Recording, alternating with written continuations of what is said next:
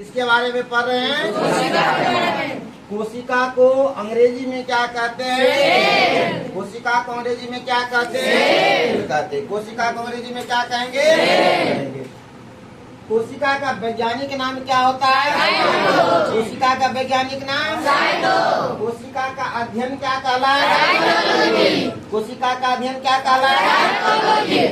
कोशिका की खोज सबसे पहले किसने किया था? किसने किया था? कब किया था?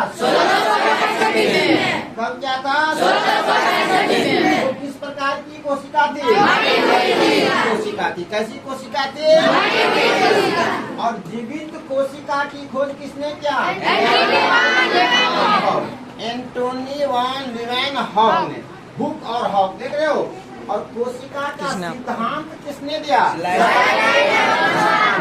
कोशिका का सिद्धांत किसने दिया? कोशिका का सिद्धांत किसने दिया? सबसे छोटी कोशिका किसकी होती है? सबसे छोटी कोशिका किसकी होती है? सबसे बड़ी कोशिका किसकी होती है? किसका अंडा?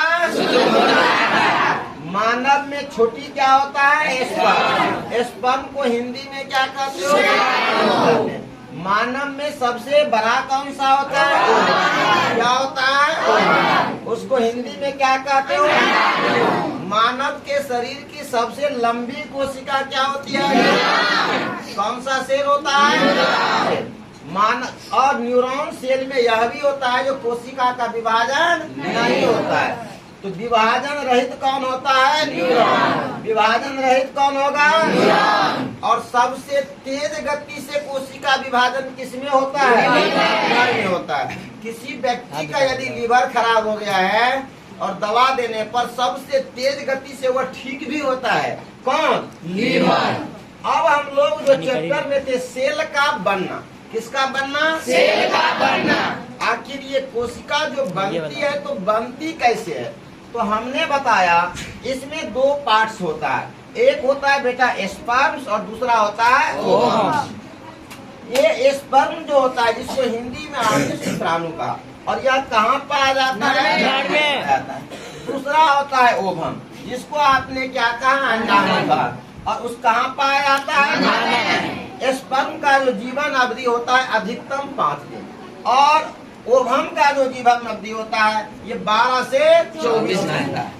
नर युग्मक स्पर्म और मादा युग्मक ओवम दोनों के मेल से क्या बनता है? जायगोट बनता है। क्या बनता है? यानी युग्मक। और इसी को कहते हैं मानव शरीर की सबसे पहली कोशिका। मानव शरीर की सबसे पहली कोशिका, और उसी का नाम क्या बना? जायगोट बना। उसका नाम क्या बना? जायगोट बना।